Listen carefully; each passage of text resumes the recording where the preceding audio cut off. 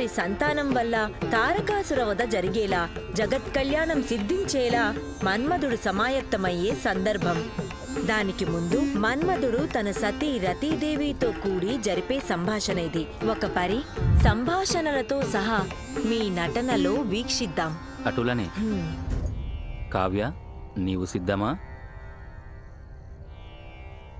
సిద్ధమే నాదా. ఈ సమయమున ఏలైటు వచ్చితిరి? మదియ, మన మందిరాన మిమ్ముల విడవకుండా నేను రచించినదేమిటి? వీళ్ళు పలికేదేమిటి? పిల్లారుచున్నది.